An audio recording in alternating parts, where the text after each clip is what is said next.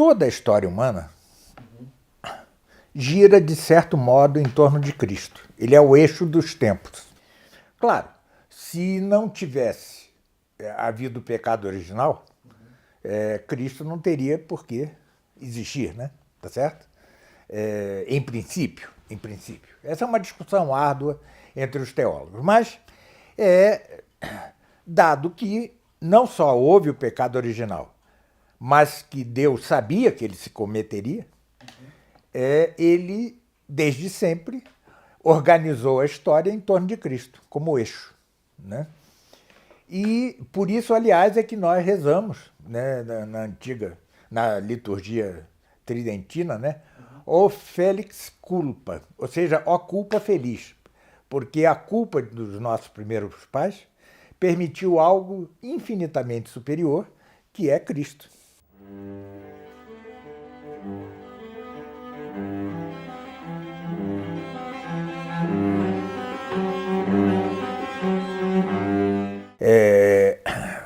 Lembre-se de que Adão e Eva viveram 900 anos, ou seja, então não é possível calcular isso, em princípio, né? Mas veja que há divergência entre a própria Vulgata, que é a tradução da Bíblia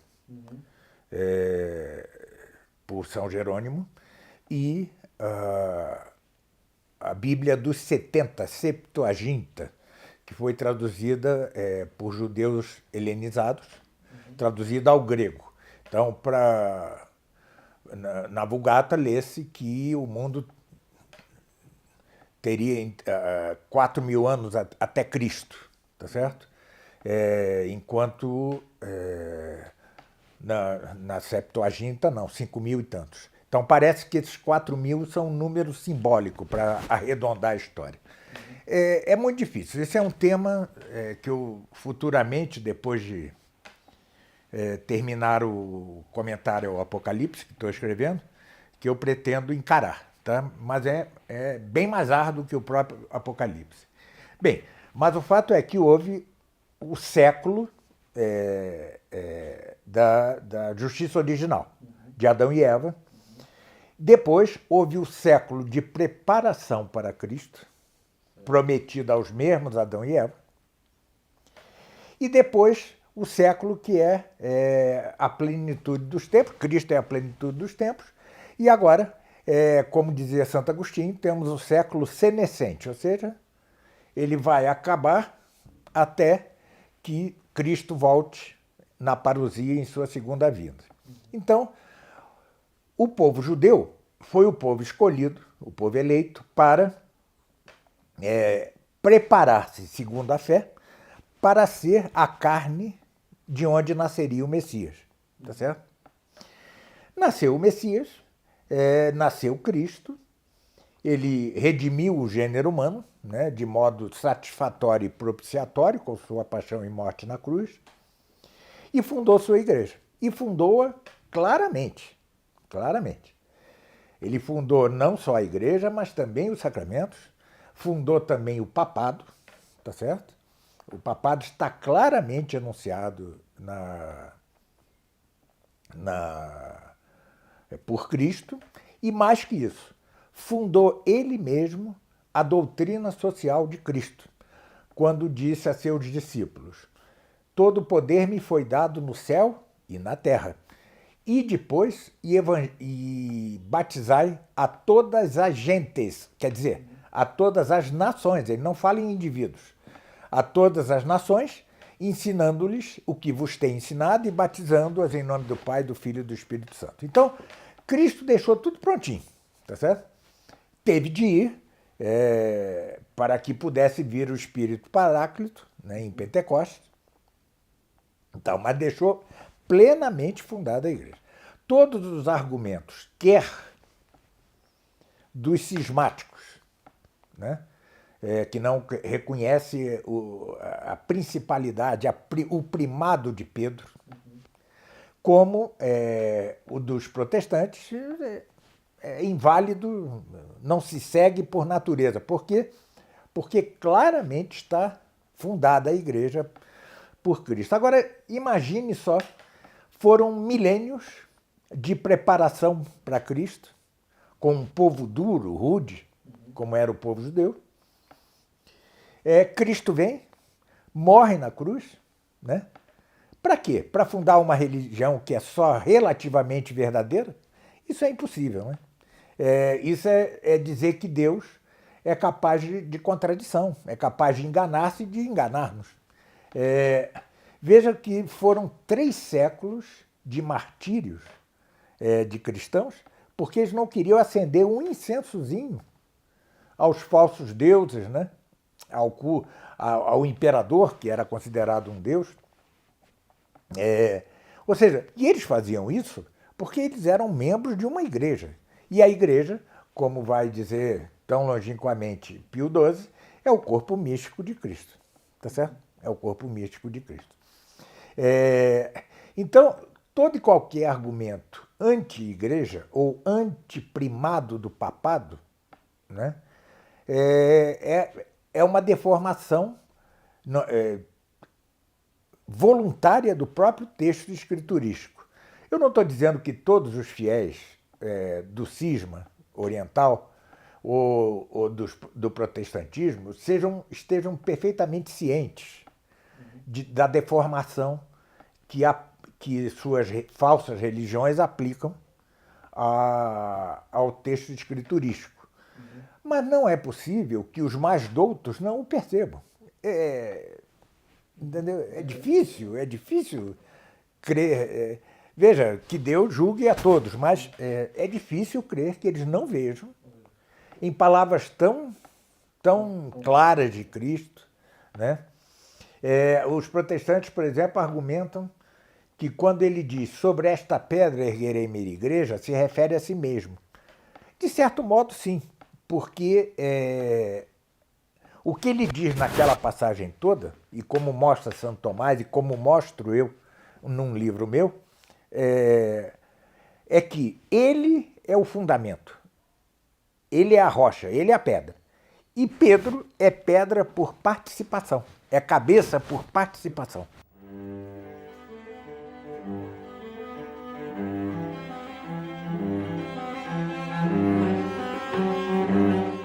Aí nós entramos realmente, né, em terreno pantanoso, né, porque é Deus quem julga. Mas veja que há algo chamado cegueira da mente. Cecitas mentis, em latim, de que fala muito Santo Tomás. O pecado você tem condições, inicialmente, aos 7, 8 anos, 9 anos, de começar a saber que isto é pecado, isto não é pecado, e que há um bem supremo. Mas você, de tanto pecar, acaba por obscurecer, obnubilar a mente, cegar a mente, e torná-la incapaz disso. Então, pode ser também que se trate disto, de uma cegueira da mente causada pelo pecado. Lutero, por exemplo, era um homem extremamente apaixonado, né? Furiosamente apaixonado. Então pode ser que se trate disso, mas o que nós temos diante de nós para julgar é sua obra externa, né? E a obra externa tanto do cisma oriental, dos cismas orientais, como das diversas igrejas protestantes, é que negam, tá? Dão a Cristo, a Deus, a capacidade de ser contraditórios, né? E hoje as doutrinas modernas no âmbito da própria igreja, que relativizam o absoluto que é a igreja, dando a outras religiões ecumenicamente certa capacidade até de conduzir à salvação, isso é outro absurdo.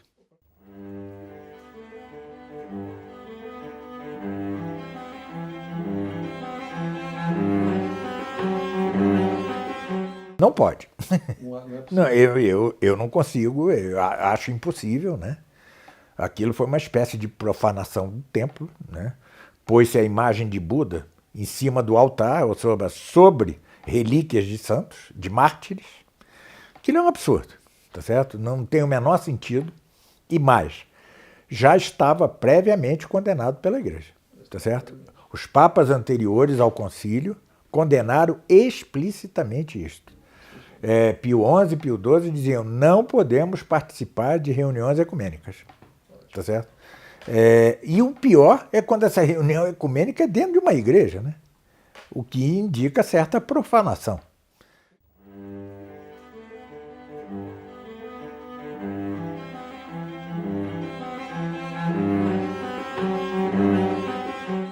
Parece que sim, mas, ao mesmo tempo, está na internet, para quem quiser ver. Claro que Bento XVI tentou resgatar algumas coisas, isso é inegável. Tá? Mas ele, por exemplo, participou de uma missa na Austrália, está na internet, com ritos de bruxaria, de caldeirão e tal. Ou seja, esse espírito predomina na igreja desde o concílio e é difícil de extirpar. Até onde a vista alcança, parece que é preciso esperar o sofrimento que vai infligir à igreja o anticristo para que ela retome a seu passado, retorne a seu passado. Ou que São Paulo, em Romanos 11, 11, 12, diz assim: quando os judeus se converterem e reconhecerem o Messias, aqueles que se entibiaram na fé voltarão ao antigo fervor da fé. Pode ser que seja uma referência a isso, é uma frase... É difícil essa interpretação, até porque o mais provável é que depois da conversão dos judeus já venha Cristo e o mundo termine. Mas veja que eu disse provável, não certo, tá certo? Mas pode ser que seja isso. A frase de São Paulo é mais precisamente assim: se a queda dos judeus, ou seja, sua negação do Messias, foi tão benéfica para os gentios, tá certo? Ou seja, para nós, quanto mais não será sua conversão a Cristo. E aqueles que se tinham entibiado na fé voltarão ao antigo fervor da fé. Essas são as palavras dele em Romanos 11, 11, 12.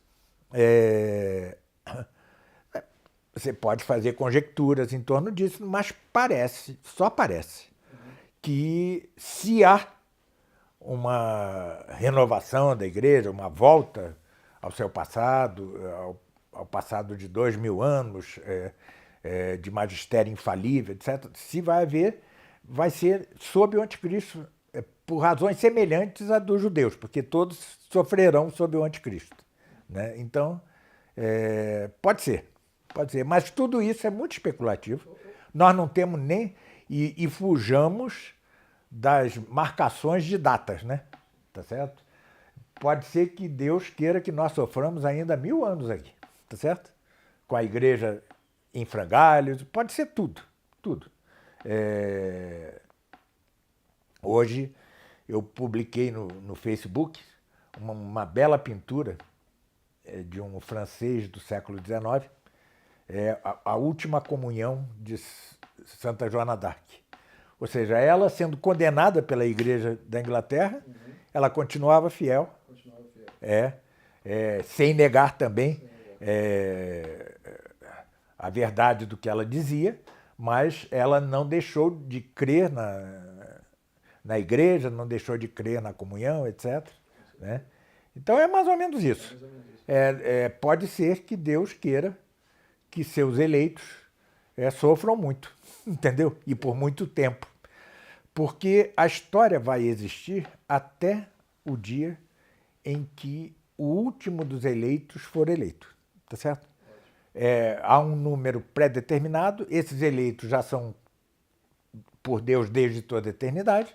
Então, quando esse último se salvar, acabou-se.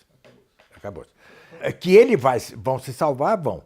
Veja que Cristo diz, né?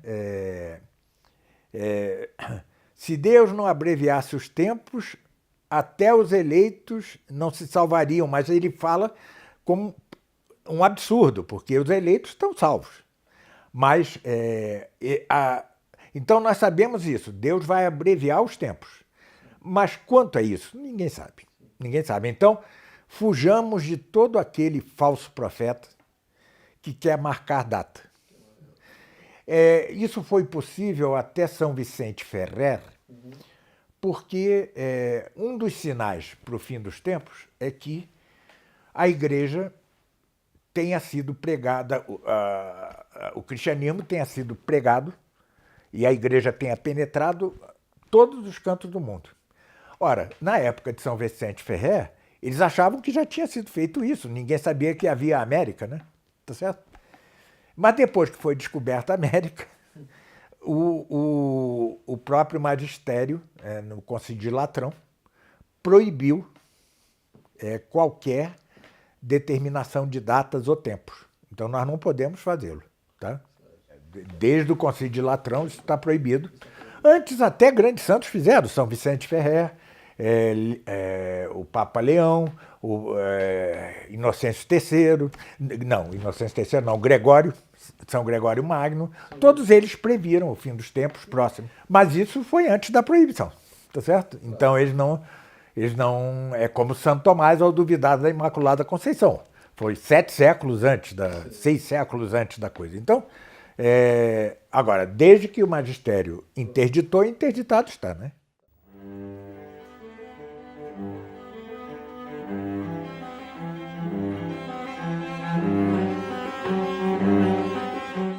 Olha, o Apocalipse, desculpe falar tanto no Apocalipse, é que eu estou comentando o Apocalipse, então minha cabeça está muito voltada para ele. Fala dos nicolaítas. Eram judeus, em geral, judeus conversos, convertidos, mas cuja doutrina implicava duas coisas, já uma pregnose e o laxismo moral, tá certo? É desse nicolaísmo original, que ninguém sabe muito bem quem era, que vão brotar o conjunto, todas as heresias, incluindo o arianismo, todas. Né? Todas as heresias, de algum modo, brotam desse nicolaísmo originário.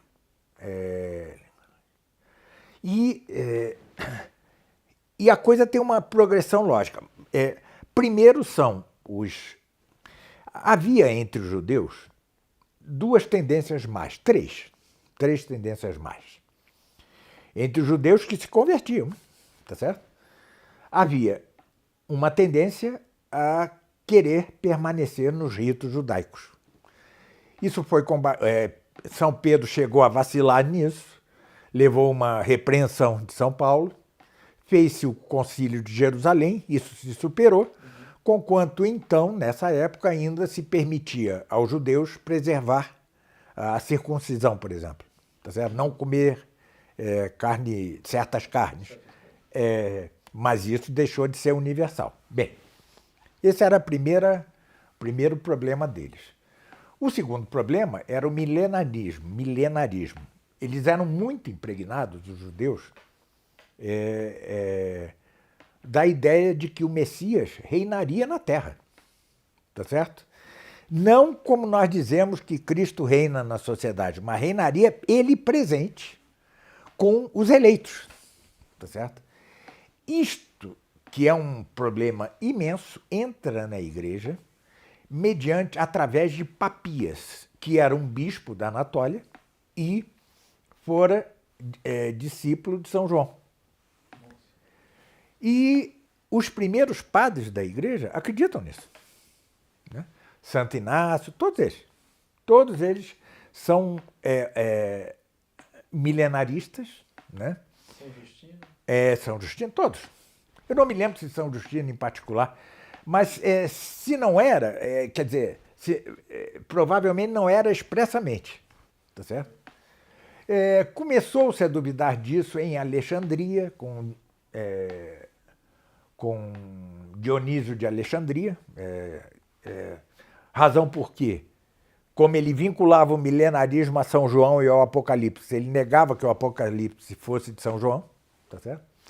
Mas isso vai durar, essa influência, com algumas contestações, desse milenarismo até que São Jerônimo nega e depois Santo Agostinho, que tinha sido milenarista, mas ambos dizem que o milenarismo são fábulas ridículas. Bom, a partir daí a coisa cai no esquecimento e só volta no século XII, com um bispo, com um abade cisterciense chamado Joaquim de Fiori. Tá certo? Bom, então, esses dois defeitos. E o terceiro defeito era exatamente certo pendor cabalístico, gnóstico. Tá certo? Esse era o terceiro defeito. Tanto é que hoje se tem quase certeza, de que Maomé foi casada com uma mulher da seita dos nazarenos, judeu-cristã, né? E que o Islã não é senão o desenvolvimento da doutrina dos nazarenos, que vem desde o fim do primeiro século. Então, tudo decorre aí desses nicolaítas, né? E vai se expandindo em diversas heresias. Sempre houve, por outro lado, os grandes combatentes da fé, né?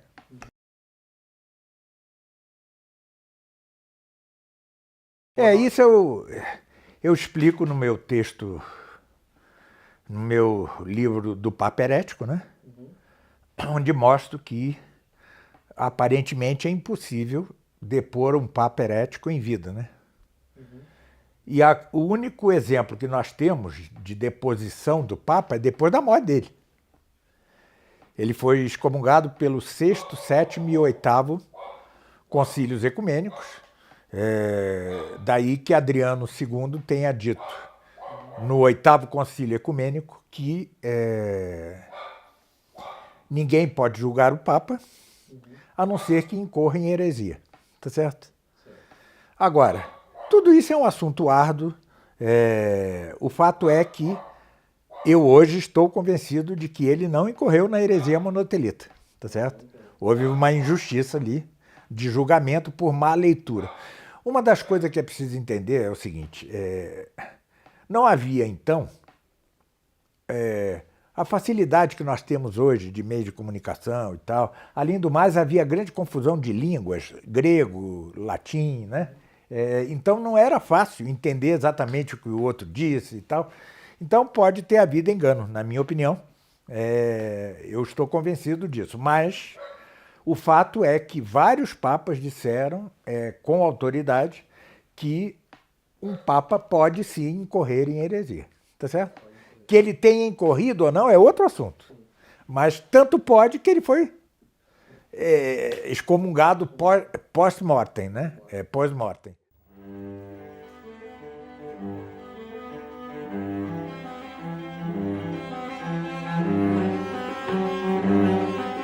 Se o Papa fala in persona Christi, ele não pode incorrer em heresia. O Espírito Santo não deixa.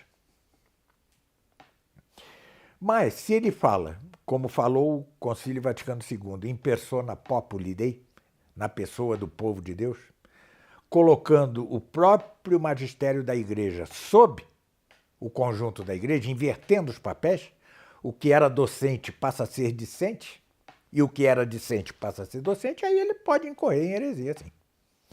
Se, por outro lado, se Honório I tivesse mesmo incorrido em heresia, ele o teria feito por cartas privadas, né? Tá certo? Ou seja como for, é um assunto de alta complexidade, mas isto, para mim, é ponto pacífico. Se o Papa fala in persona Christi, mesmo que não seja de modo infalível, ele não pode incorrer em heresia.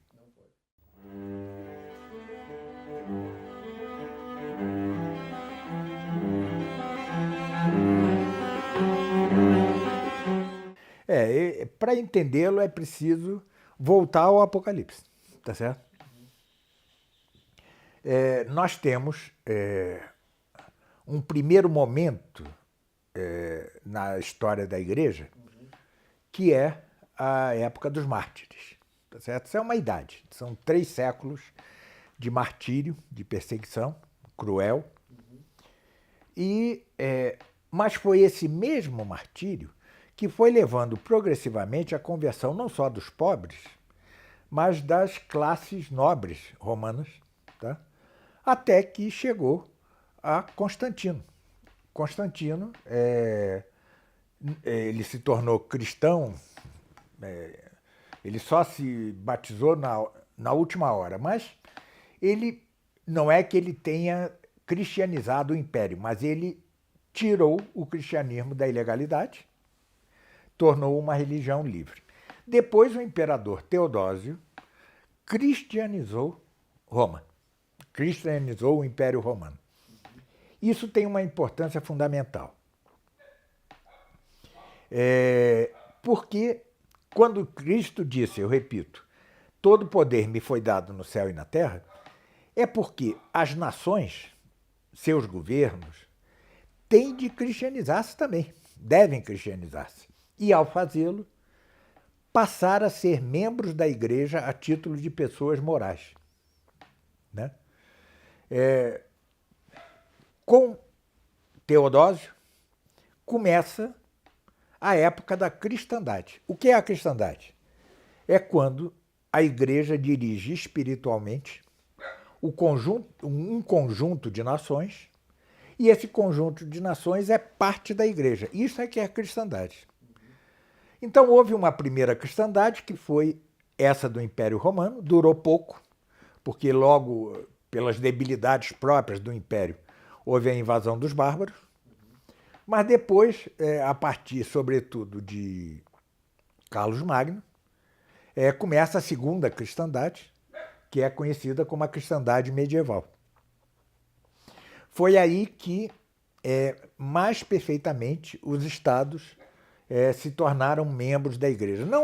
Não que não houvesse disputas ou brigas. Sempre houve. É como no casamento. Todos sabemos que a esposa deve ser submissa ao marido, mas quem diz que ela é, né? Tá certo? Não há sempre essa briga dentro do casamento? Isso também se dava nesse casamento, em que o homem era a Igreja e a mulher eram as nações, tá certo?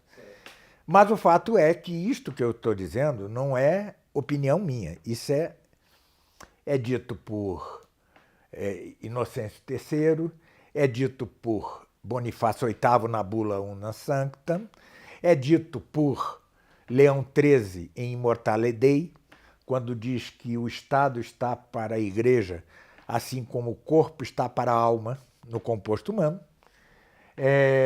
Depois o vai relembrar São Pio X e Pio XI, sobretudo, com as primas, que é a Carta Magna da Cristandade. Bem, então a Idade Média foi onde melhor se fez essa ordenação. Mas isso termina no século XIV e começa por terminar com uma bofetada, que é a bofetada que o emissário de Filipe o Belo dá em Bonifácio VIII, que é preso. Ele é preso.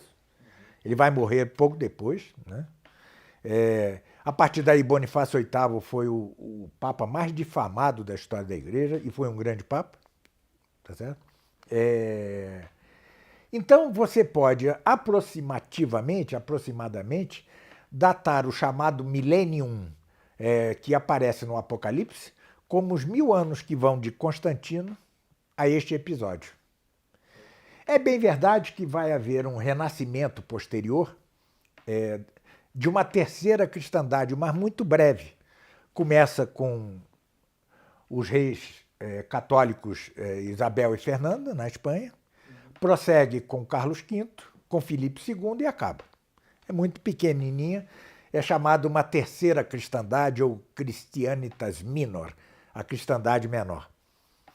Mas você pode dizer que a cristandade que vem de Constantino até Bonifácio VIII, né, é o milênio anunciado pelo Apocalipse, uma época de paz, entre aspas, em que o demônio, ou seja, o dragão, estará acorrentado.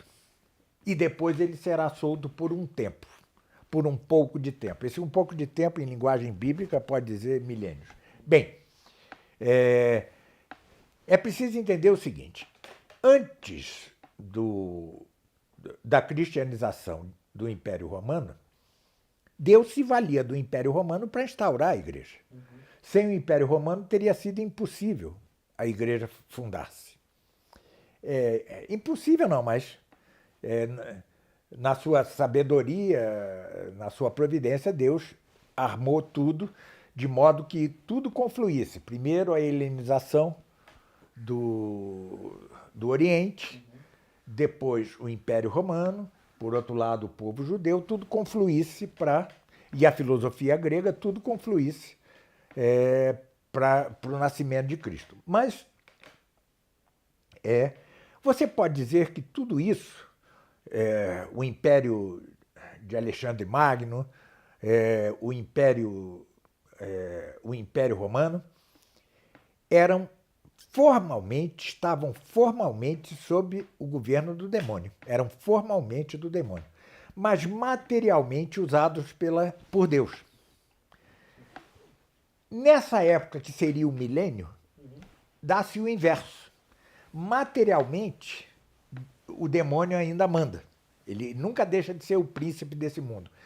Mas, formalmente, ele está acorrentado. Por quê?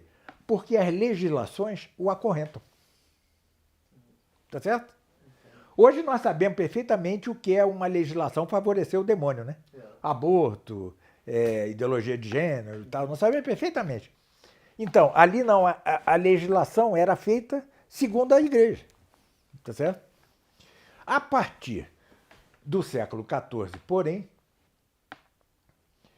a igreja tem dois inimigos. Primeiro, a burguesia, que já não aguentava que a igreja proibisse a usura, porque ela queria mais lucros, e impusesse o chamado preço justo, que é um preço mínimo. Enquanto os reis já não aguentavam sofrer as limitações morais e outras que a igreja impunha. Então, isto que acontece com o emissário, que faz o emissário de Filipe o Belo, tudo isso aí já é resultado de uma aliança entre burguesia, aliança tácita entre burguesia e reis. Esta aliança vai durar até a Revolução Francesa, quando a burguesia já não aguenta nem sequer os reis e vai derrubá-los. Tá certo? Então, a partir do século XIV, simbolicamente, a partir do que ocorre com Bonifácio VIII, pode dizer-se que o diabo foi solto, porque a legislação, cada vez mais, será formalmente do demônio.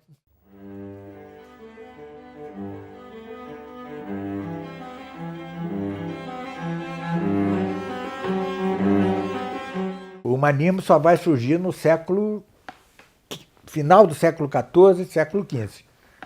Da rebeldia dos reis e da burguesia contra a igreja. Eles foram vítimas do seu próprio aliado, a burguesia, que vai fazer a Revolução Francesa, né? E também na Inglaterra, né? Na Inglaterra também. A burguesia acaba por superar. Hoje, a rainha da Inglaterra e nada é a mesma coisa, né? Então, os próprios reis vão cair, né? Essa é uma história complexa. Mas tudo que ocorre hoje começa, de certa forma, com a libertação do demônio acontecida a partir da ofensa de Filipe o Belo a Bonifácio VIII. Né?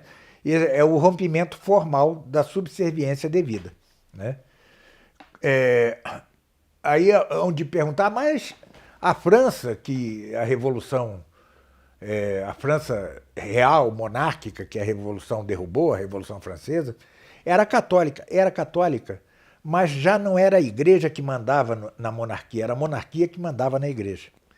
Então já era o que se chama cesaripapismo, ou seja, o Papa é o César, é o rei, é o monarca, né? Então é isso, ou seja, tudo que vai ocorrer, incluindo o protestantismo, é resultado desse momento. Desse momento.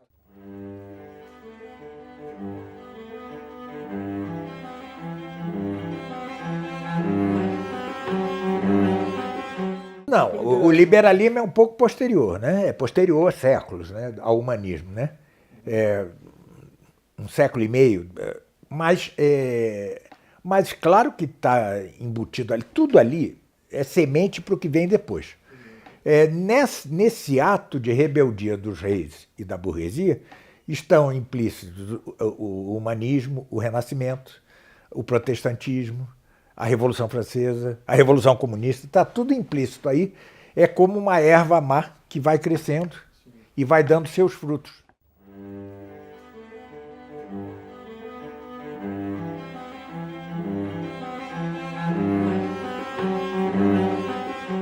O que houve é que o surgimento do protestantismo foi uma grave ruptura na cristandade.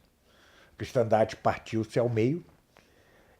O Concílio de Trento e depois os jesuítas conseguiram retomar metade da metade perdida da cristandade, mas já era uma metade semi-católica, já não era perfeitamente católica. E o fruto mais dramático, mais palpavelmente dramático do que fez Lutero e os demais heresiarcas protestantes foram as guerras de religião. Tá certo? Ora, os reis, para acabar com esta guerra, forçaram a que ambos os dois lados convivessem. Por exemplo, o Edito de Nantes, etc. Então isso foi geral.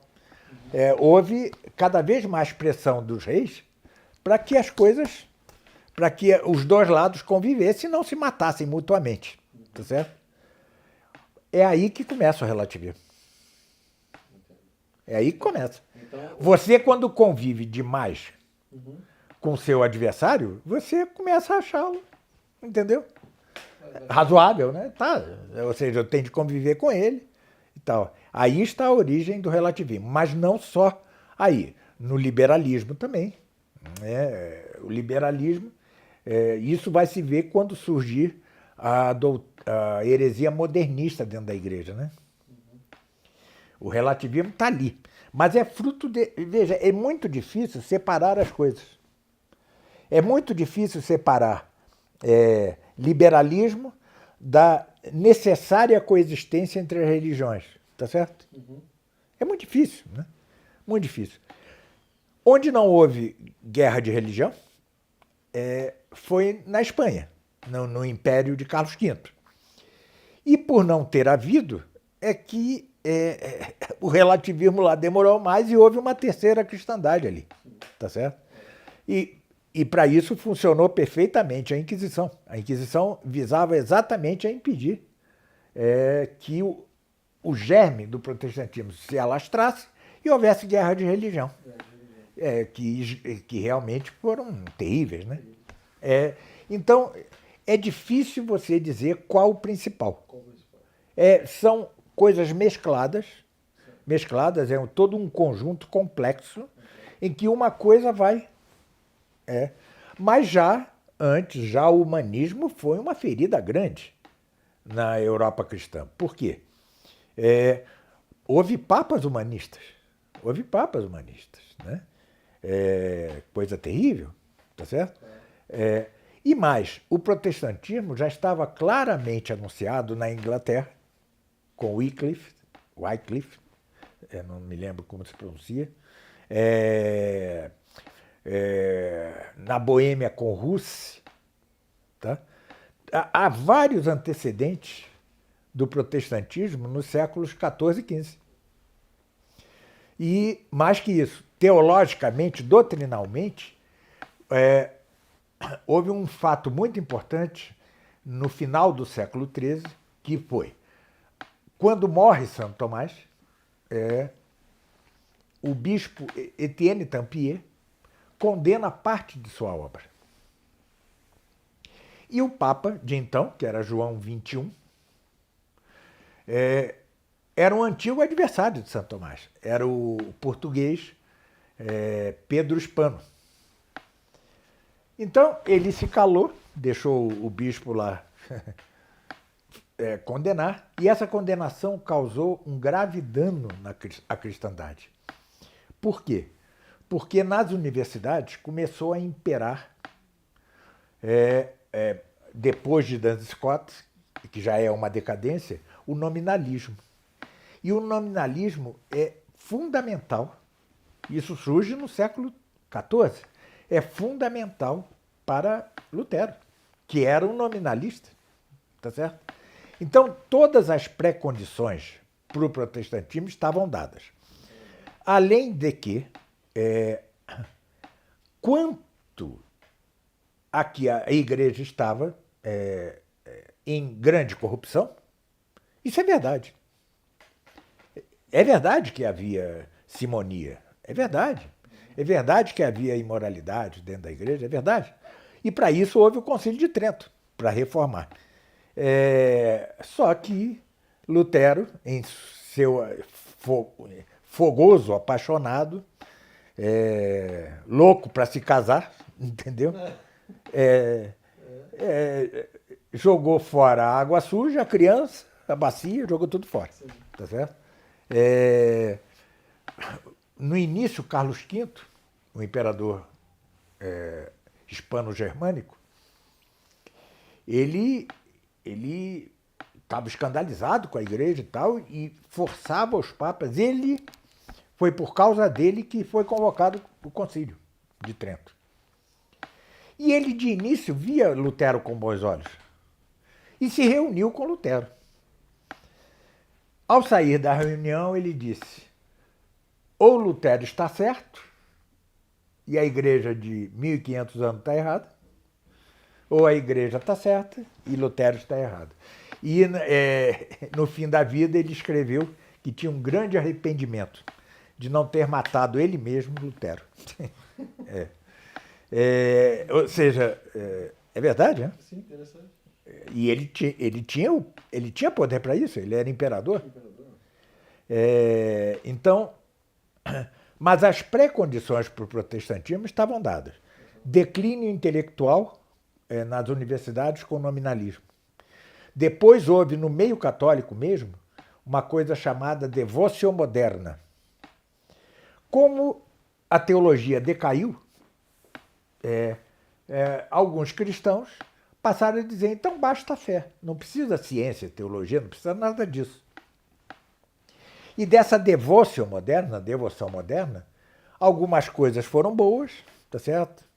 Ainda que com um probleminha aqui e ali, por exemplo, a imitatio Christi, a imitação de Cristo, do Kempis, né? Kempis era um partícipe da devoção moderna.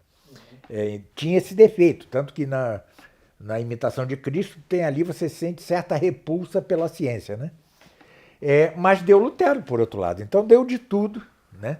As pré-condições estavam dadas: declínio intelectual, rebeldia da burguesia, rebeldia dos reis, ambição dos reis, que estavam de olho nas propriedades da igreja, nas terras da igreja, nas terras das ordens de cavalaria, por exemplo, os templários, né? Tudo se unia para que surgisse o protestantismo, tá certo? E será preciso esperar Leão XIII para dizer: voltemos ao tomismo. Ele pegou. A coisa de fundo era, antes de tudo, o tomismo. Tá certo? Se você não... Eu gosto muito de dizer que o tomismo não salva o mundo, não salvará o mundo. Mas sem o tomismo, o mundo não se salva. E foi isso, mais ou menos, o que pensou Leão XIII. Tá certo? Era preciso voltar ao tomismo, porque, na origem, nós temos uma condenação da obra de Santo Tomás errada. João 22 já resgata a obra, canoniza Santo Tomás, mas já o mal estava feito. O descrédito do tomismo dentro da universidade vai gerar tudo o que há de ruim. Ao fim e ao cabo, o protestantismo, a ciência moderna, veja que a ciência moderna descobre coisas, mas não sabe explicá-las. A filosofia moderna, né? As revoluções. Aliás, é preciso precisar o termo revolução. A revolução em diversos sentidos. A revolução científica, a revolução dos astros celestes, eles fazem revoluções. A revolução de costumes, a revolução religiosa, por exemplo, como foi o caso do protestantismo. Mas revolução mais propriamente dita deve reservar-se para revoluções políticas, coisa que não foi o protestantismo. Eu sei que muita gente fala, alguns autores aí falam de 4 revoluções, né? 3 revoluções. Protestantismo, Revolução Francesa e comunismo, né? Eu falo de 3, mas é liberalismo, comunismo e o que eu chamo hoje em dia marcusianismo, tá certo? Que não é uma mistura de marxismo com liberalismo.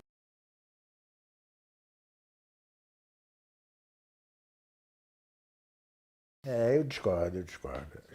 Não, depois que ela começa, ela é permanente. Ela não pode parar. Mas a Revolução, tal como nós estamos dizendo, ela começa com a Revolução Francesa, na minha opinião. Tá certo? Na minha opinião, não é... O que Lutero fez foi aprofundar as pré-condições da Revolução Francesa. Mas ele mesmo não constituiu uma revolução política em sentido estrito. O que ele fez foi romper a unidade da cristandade, tá certo? Mas que já estava semi-rompida desde a ação de Filipe o Belo, tá certo?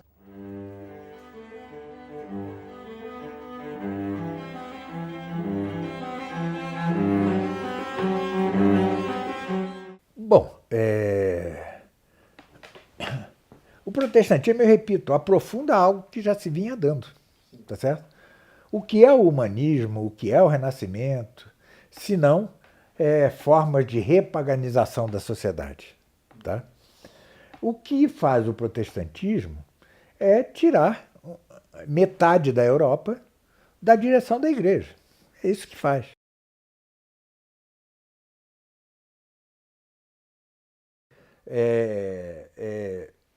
Veja, a França também já estava carcomida. Tanto que é da França que começa a rebelião contra o papado.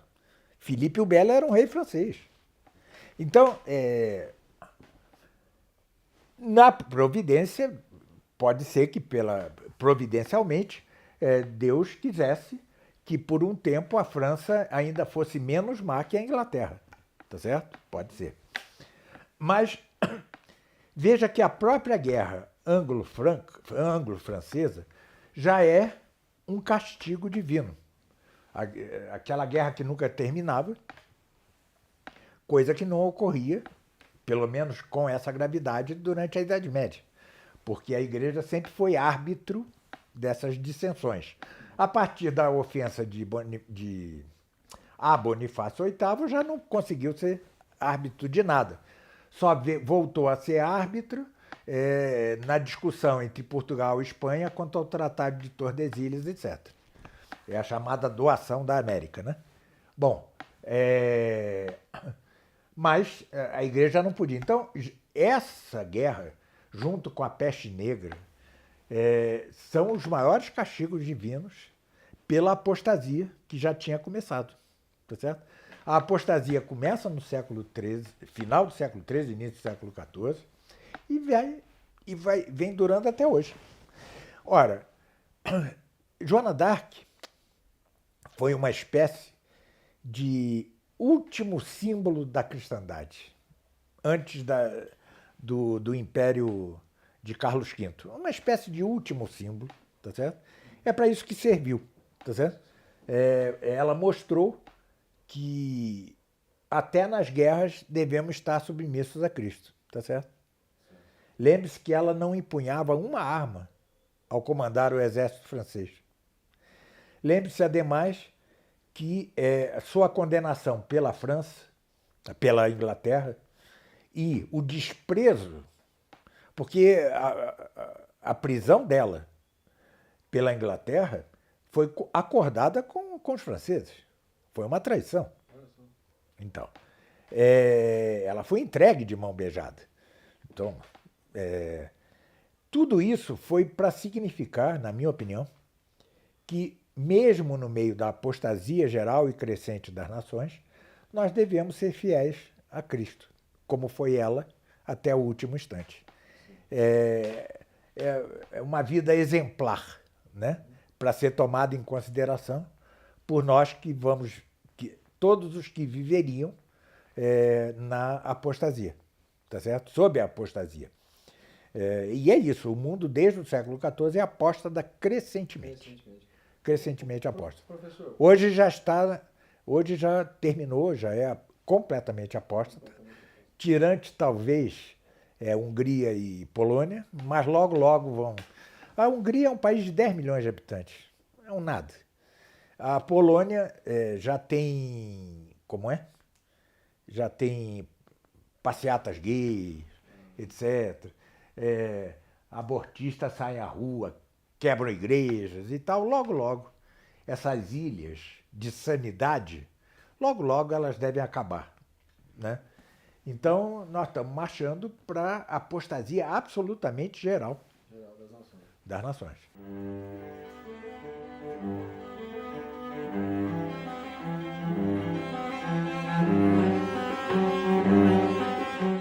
Mais tardiamente, né? O que afetou mais a América não foi... Bom, a América do Norte, sim. A América do Norte é protestante de origem e maçônica de origem. Tá? Ele junta as duas coisas. Mas também não caiamos em exageros. Ou seja, muitos protestantes são antimaçônicos, tá? Então não dá para cair em exageros. A pior coisa no combate a um adversário é exagerar seus defeitos. É preciso saber exatamente o que eles fazem, né? São duas coisas que correm paralelas. Nos Estados Unidos, na América do Norte, a maçonaria se fez porque o protestantismo não é uma igreja. Exatamente, não é uma igreja. É uma fé difusa, tá certo? Sem uma fé que não salva. Salvo, exceto casos particulares em que este ou aquele protestante seja um eleito de Deus. Isso é outro assunto. Isso entra no tratado da predestinação. É outra coisa. Mas onde não se está no corpo místico de Cristo, não se tem o sangue de Cristo correndo ali. Logo, não se tem graças. Tem-se algumas graças, mas que, por exemplo, as crianças batizadas no protestantismo, se eles fazem o batismo direitinho, recebe a graça do batismo. Mas logo isso vai ser abafado pelo ambiente de heresia e pelo fato de não ter vasos comunicantes com a cabeça da igreja. Tanto Cristo como seu vigário, que é o Papa. Então, ora, nesse vácuo de igreja é que se impõe a maçonaria. Mas não exatamente porque os protestantes sejam maçons e tal. Alguns são, mas não todos. E há os que sejam inimigos da maçonaria. Hoje o protestantismo está demasiado degradado, tá certo? Como, aliás, a nossa igreja também passa por uma crise tremenda. Então, não é bom tomar por parâmetro hoje Malafaia, por exemplo. Não dá para tomar isso por parâmetro, né?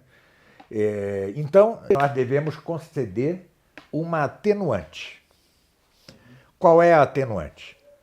É que hoje, quando a própria hierarquia da igreja tem uma postura ecumenista e dúbia ante a realidade de que a igreja é absolutamente a única verdadeira, e só ela conduz à salvação, diante dessa postura dúbia, diminui a culpa dos que apostatam, tá certo?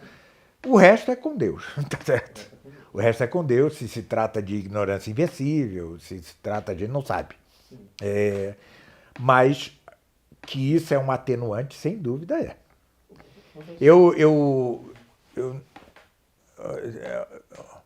conheci um aluno meu da escola tomista, ele era pastor no Nordeste, e ele me disse, eu era católico. Aí, aos 16, 17 anos, eu participei de uma reunião com Dom Helder Câmara. Larguei a igreja. Ou seja, ele hoje é católico, ele voltou, tá certo? Um homem muito interessante, aliás. Viveu dramas tremendos, né? Mas o que ele conta tem certa plausibilidade, né? Tá certo? Você vai a uma reunião em que o arcebispo é meio comunistoide, entendeu? Você diz, que igreja é essa, né? Você tem 16 anos.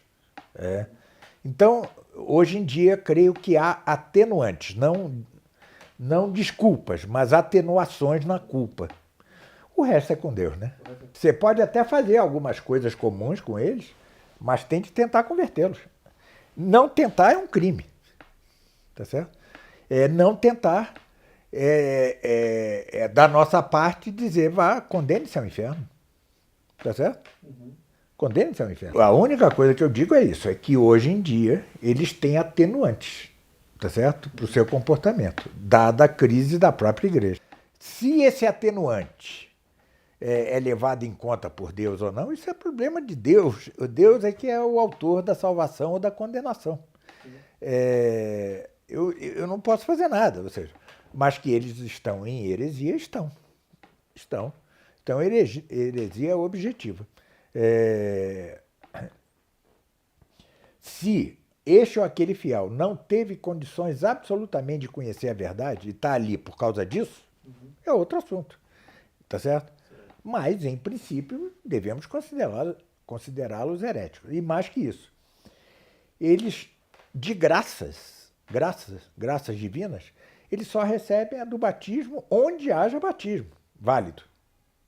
Não tem mais nada, eles não têm sacramento nenhum. E entre os cismáticos, por outro lado, onde até a comunhão dá-se a transubstanciação, tá certo? Mas tampouco dá graças. É fruto seco. É fruto seco. Dá o fruto, mas é seco, né? O que os teólogos mais discutem é exatamente o batismo. O batismo no cisma e na heresia. Dá ou não dá graças? Parece-me que sim, que dá, mas que depois essas graças vão morrendo pelo ambiente de cisma ou de heresia. Mas reafirmo, diante da crise impressionante que está a igreja, quando um papa como o Papa Francisco leva a estátua de Lutero para dentro do Vaticano, quando um papa como Francisco leva a Pachamama para dentro do Vaticano, quando João Paulo II faz o Encontro de Assis, quando Bento XVI faz uma missa horrorosa com os nativos aborígenes da Austrália, é difícil culpabilizar os que não estão na igreja, tá certo? É difícil, do nosso ângulo humano, tá certo? O resto é com Deus. O resto é com Deus. Mas nós devemos sempre tentar. É muito mais difícil hoje converter alguém. Por quê? Você vai ter de explicar que nós estamos em crise, etc. e tal. Mas que o que permanece é a fé de 2000 anos. É difícil. É muito difícil. Eu me lembro, eu tenho umas doenças e tenho uma profissional de drenagem linfática, né? E ela é protestante, né? E eu sempre tentei convertê-la, né? Aí, quando Francisco disse aquilo, falando dos homossexuais, quem sou eu para julgar? Aí eu fui à sessão de drenagem e ela me disse, quer dizer que agora vocês apoiam essas coisas, né? Então eu disse, tá, fica na sua religião, o que eu posso fazer? Né? Entendeu? Eu não posso fazer nada. É muito difícil, ela é uma pessoa boníssima, mas simples, né? Entender toda essa confusão teológica é difícil. Se os próprios católicos não entendem, imagina, imagina uma pessoa simples.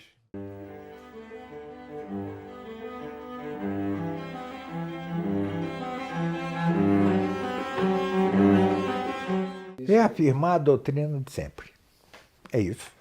E manter-se em estado de graça. São as duas coisas. Levar uma vida em estado de graça, sem pecado mortal, né? Diante de um mundo terrível, né? Que tudo hoje é ocasião de pecado, né? Você sai à rua, tem um outdoor de mulher nua de 3 metros, entendeu? Tudo é ocasião de pecado. Mas se você se mantém em estado de graça, claro que não por sua força, mas a força de orações, de pedir a Deus que dê a graça e tal. Você se mantém em estado de graça e defende, como recomenda em Communitorium São Vicente de Lerran, e nos apegarmos à doutrina de sempre, pronto, tá feito o nosso papel. Cristo não vai pedir-nos que recristianizemos a sociedade, porque é impossível hoje recristianizar a sociedade. O que nós devemos é repetir sem parar, que ou as sociedades, as nações vão pôr-se sob o reinado de Cristo ou serão pasto de demônios, carniça de demônios. E é isso que elas são hoje. Com direita, com esquerda, com centro-esquerda, com centro-direita, elas são carniça de demônios. As nações já não se ordenam a Cristo e à Igreja. Aí a própria Igreja, no Concílio Vaticano II, disse que isso já não era preciso mais. Ou seja, a própria Igreja ajudou a descristianizar o que restava de país de cristianização. Quantos países, como o Brasil, tiraram da sua Constituição que somos um país cristão? Quantos países? E uma enormidade de países. Isso levou a que na Espanha logo o poder passasse de Franco para o comunista Partido Social Operário, o PSOE, que em Portugal logo tivesse a Revolução dos Cravos. Ou seja, foi uma debacle. Agora, você há de me perguntar, que mistério de iniquidade é este que faz a Igreja participar dos erros do mundo? Né? Está previsto. Está previsto. Isso está tanto no Apocalipse como no chamado mini-apocalipse, que são as previsões escatológicas, as profecias escatológicas dos 3 evangelhos sinópticos, Lucas, Marcos e Mateus. Né? Tudo isso está previsto. Né? Quando se fala em apostasia das nações e quando se fala em abominação da desolação instalada no lugar santo. O que seria isso senão a imagem de Buda em cima do altar? O que seria isso senão Pachamama e a estátua de Lutero dentro do Vaticano? Ou seja, então parece que estamos... Veja sempre o termo que eu uso, parece. Parece que estamos vivendo tempos apocalípticos, o que não quer dizer que o fim do mundo seja amanhã.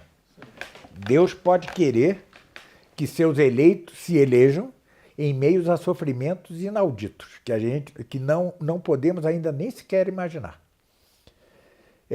Eu tenho 69 anos, vou fazer 70. O que eu já vi de mudança? Eu nasci sob a missa tridentina, e hoje vivo com a maioria dos países com aborto legalizado, com ideologia de gênero vingando, tá certo? Com a Igreja da Alemanha realizando bênçãos a pares homossexuais. Então veja a mudança que eu vivi em 70 anos. Então imagina daqui a 70 anos. Aí a gente não sabe se ou Deus vai abreviar os tempos ou quer que a gente sofra mais ainda até que ele abrevie os tempos. Não se sabe.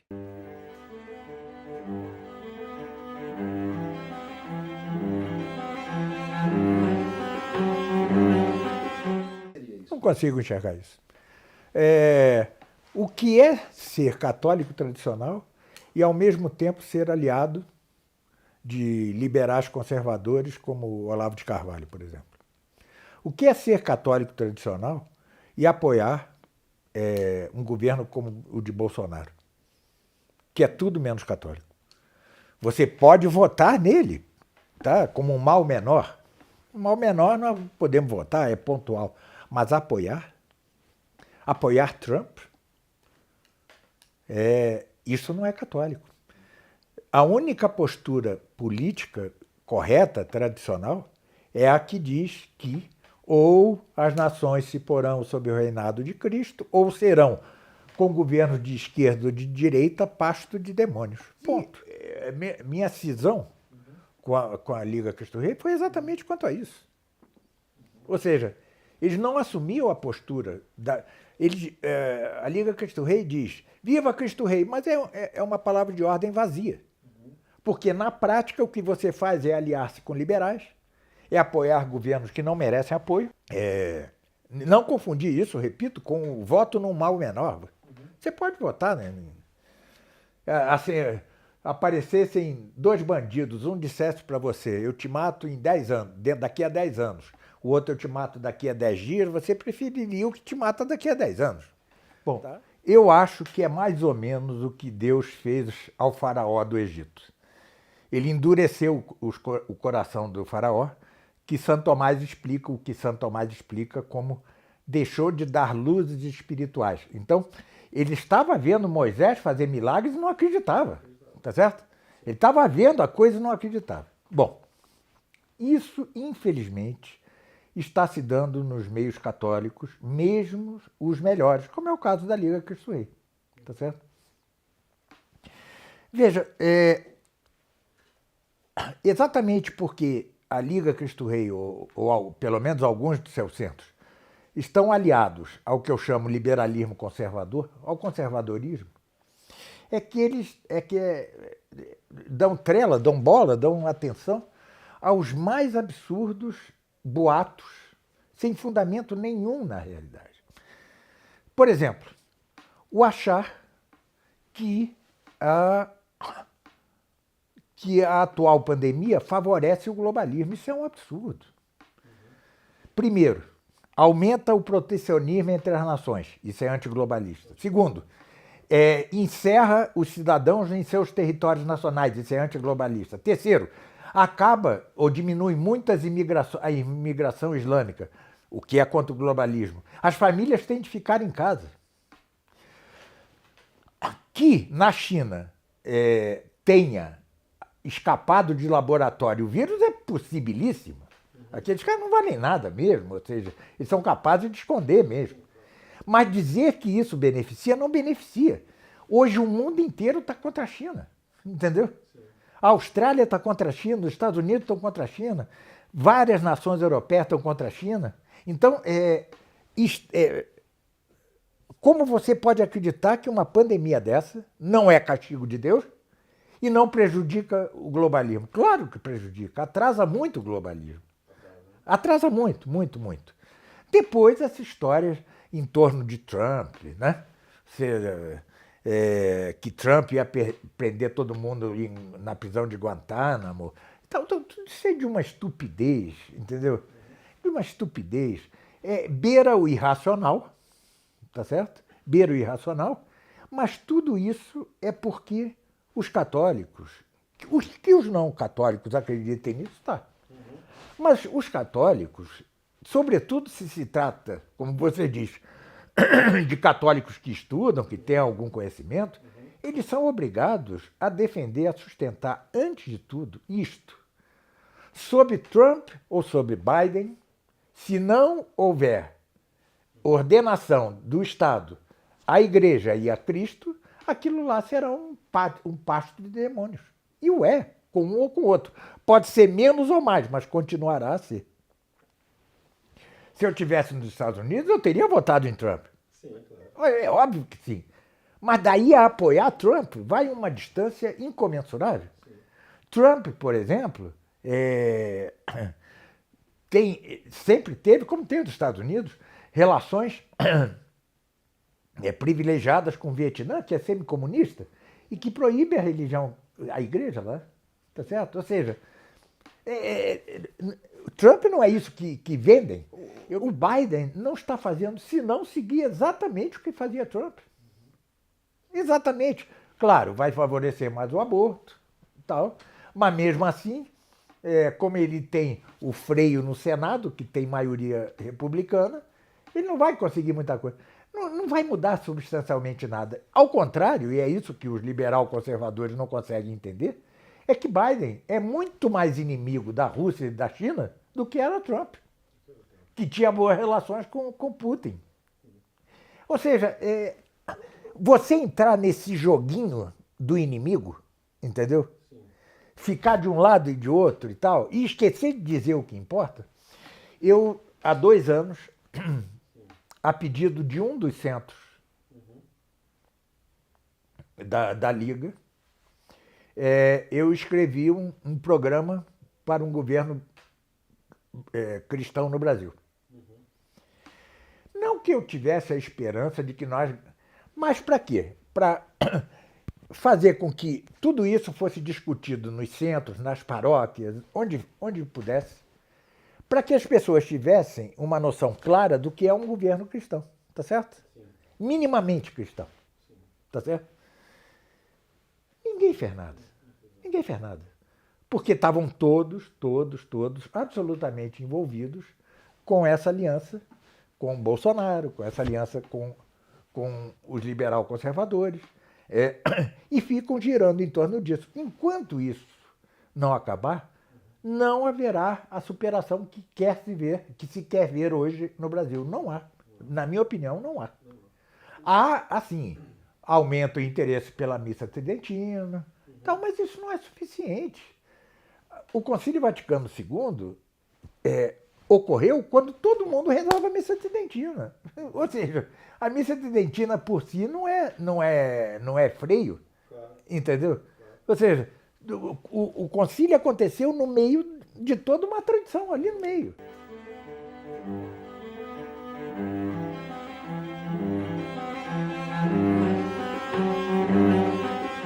Mas qual é o principal problema do Concílio Vaticano II? Qual é o principal problema dele? O principal problema dele é que ele destronou a Cristo. Exatamente. Ele negou o reinado social de Cristo. Esse é o centro. Se você resolve isso, o resto gira. Vai todo mundo voltando pouco a pouco a coisa. Isso é que é o centro. Por isso, aliás, é que eu me animei muito quando a Polônia declarou que Cristo era rei da Polônia e tal, mas, coitada, a Polônia é pequenininha lá no meio daquele inferno que é a Europa, né? Eles não conseguem se livrar da União Europeia, porque se sair da União Europeia, eles vão à falência economicamente. Então é um dilema. Mas esse é o centro da coisa. O centro da coisa é a realeza de Cristo. Por isso eu tanto bato nessa tecla. Eu estou convencido disso. Sim. Ou seja, porque se não fosse assim, o que tinha acabado antes do concílio, atenção, hein? Não era a missa tridentina, não era a mulher de véu dentro da igreja, não era nada. Tudo isso era assim. Eu sei porque eu vivi essa época. Eu nasci em 52. O que já tinha acabado era a doutrina da realeza de Cristo. Essa sim é que já tinha sido jogada para escanteio. Tanto que, quando Pio XI emitiu a encíclica com as primas, ninguém deu bola. Todo mundo achou que era apenas uma encíclica para instituir uma festa litúrgica, a festa de Cristo Rei. Mas não era. Isso é só no finalzinho, tá certo? Então, o problema estava aí e continua a estar aí. As pessoas não conseguem. Eu ontem recebi de um ex-aluno de Olavo de Carvalho um trecho de uma aula, 300, quase 400 aulas lá do COF, que é o curso do Olavo, em que ele diz claramente: o Estado não deve ser cristão.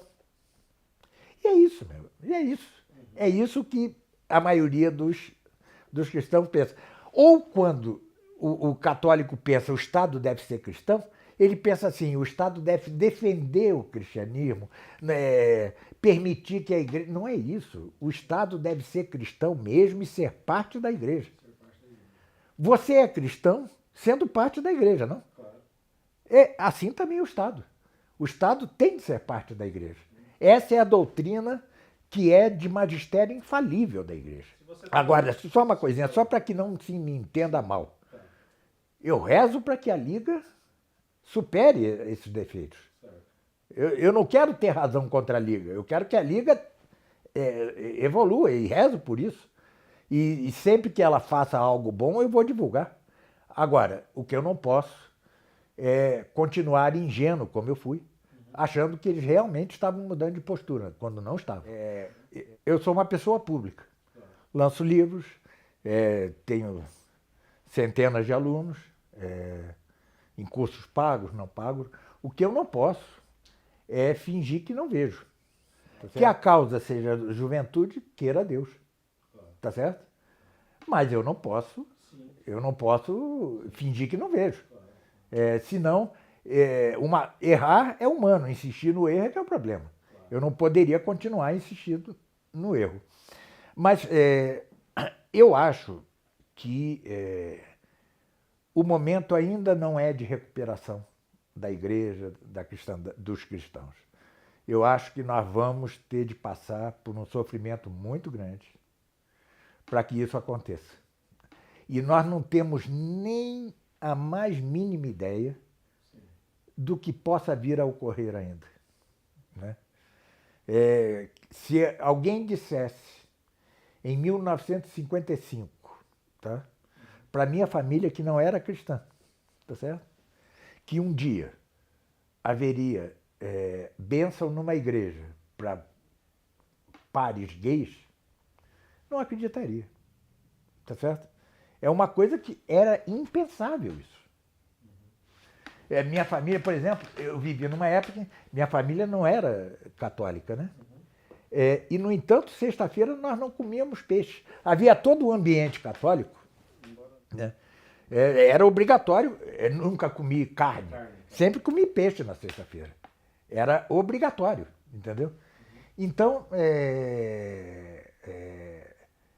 se você contasse a minha família, que não era católica, que isso aconteceria um dia, ela não acreditaria. Tá certo? Ela não acreditaria. Então, eu tenho até medo de pensar no que pode acontecer, porque, entendeu? Sabe-se lá o que vem por aí. Vem coisa muito grave ainda. A revolução atual é o que eu chamo revolução marcusiana ou libertina, né? É uma mistura de marxismo com liberalismo. Leva às últimas consequências do liberalismo e tem um modo de agir marxista, né? Porque faz manifestações de rua, né? E tal, essas coisas. Então, eu acho que nós não estamos ainda na época da regeneração. Você vê, houve aquilo na Alemanha. O Papa fez alguma coisa? Nada. Nem vai fazer. Nem vai fazer. Por quê? Ele vai convocar um sínodo e as bases é que vão. É como se fosse uma convenção do PT. Entendeu?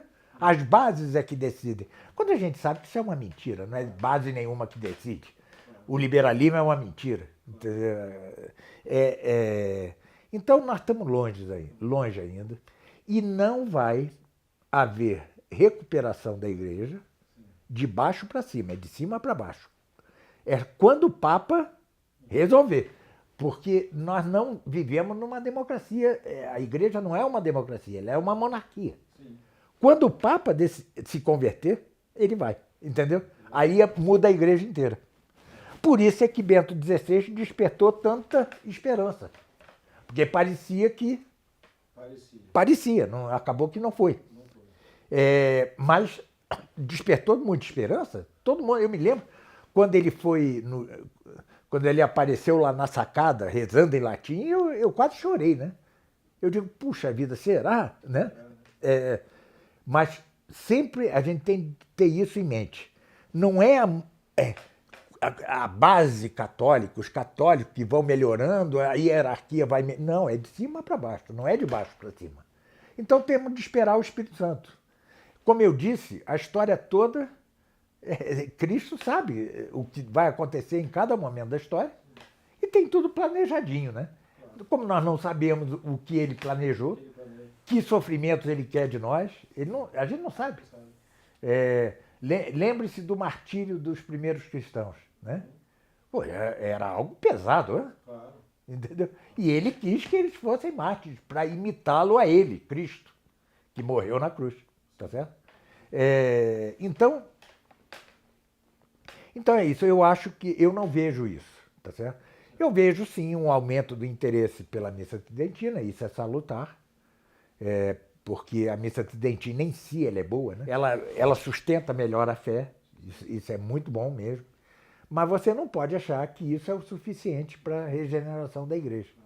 Se fosse, não teria havido o Concílio Vaticano II, porque todo mundo rezava a missa tridentina na época. Porque ainda assim, os que têm famílias numerosas são uma gota de água no mar. Tá certo?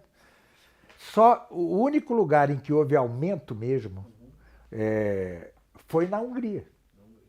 Mas a Hungria é um país de 10 milhões de habitantes, é muito mais fácil, né? Tá certo? No Brasil, isso é uma gota d'água no oceano. Um universo de 220 milhões. Não é nada, não é nada. E nós devemos contar não só no Brasil, ou seja, Estados Unidos, Europa. A Europa está acabada. Aquilo é um resto de Europa. O Islã vai causar aquilo vai ser um banho de sangue qualquer dia. Entendeu? Um banho de sangue. A Europa está à beira de uma guerra civil. Claro. Os islâmicos, vocês acham que eles são bonzinhos, né? Que eles vão ficar caladinhos ali. Eles não se assimilam à cultura dominante, né? Claro. Eles não se assimilam. Então, já vai haver um banho de sangue, vai ser uma... Na França já está às portas disso. Pega uma Bélgica.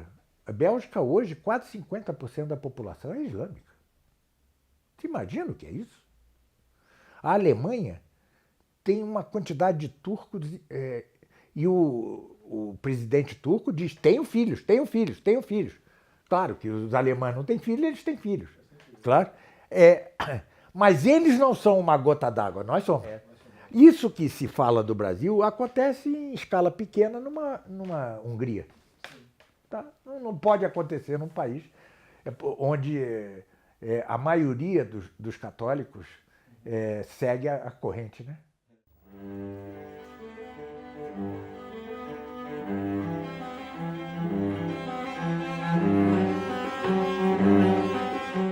Não houve consagração nenhuma. Era para ser feita por João XXIII. Era para ter sido feita em 1960. E não foi feita.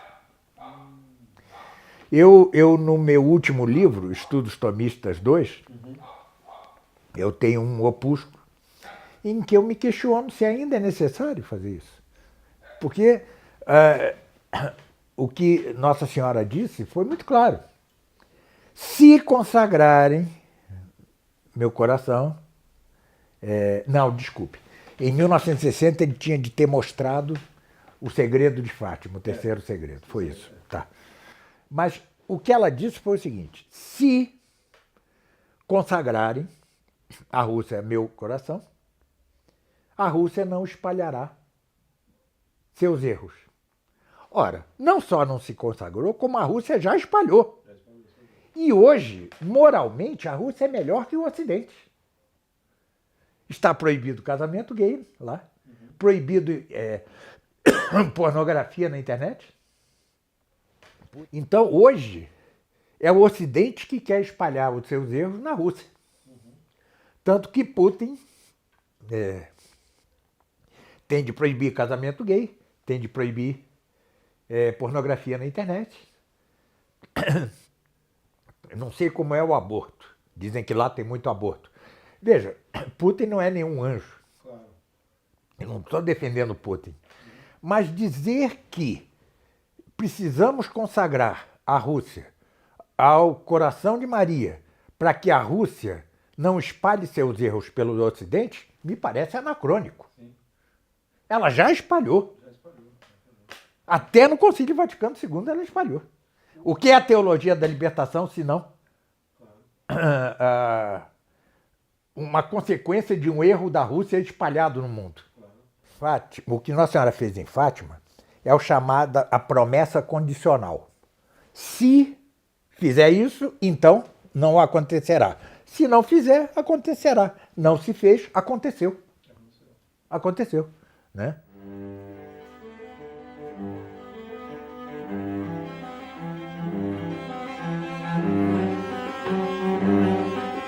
Nesse opúsculo do meu livro, eu explico o que é a Rússia. A Rússia hoje é um czarismo não monárquico.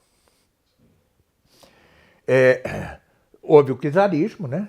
Que era César e papista. O que quer dizer isso? Não era a igreja que mandava no czarismo, é o czarismo que mandava na igreja cismática. Isso foi interrompido pela Revolução Comunista, tá certo? E depois Putin retoma a tradição czarista, torna-se um César e papista, é ele que manda na igreja ortodoxa, é ele que manda. E ele tem, por causa até dessa relação com a igreja ortodoxa, ele tem certos limites morais que ele não ultrapassa. Então, moralmente falando, a Rússia hoje é menos má que o Ocidente. Mas, ao mesmo tempo, ela apoia países como Venezuela e tal. Ou seja, não temos cristandade, temos a geopolítica. A geopolítica é assim, eu vou apoiar a Venezuela porque me interessa, mesmo que eu saiba que ela é uma porcaria. Porque é impossível que o Putin não saiba que Maduro não vale nada. Mas no jogo geopolítico ele precisa disso. Então, é isso. A Rússia é ainda o velho plano czarista do pan-eslavismo. Ou seja, o grande império eslavo. Tá certo? É isso. Isso é Putin. Não é para adorar Putin, não é para amar Putin, não é nada, mas é preciso reconhecer que um país em que não haja pornografia na internet e em que não haja passeata de dia de orgulho gay, não haja casamento gay, é um país moralmente menos ruim que o Ocidente, não?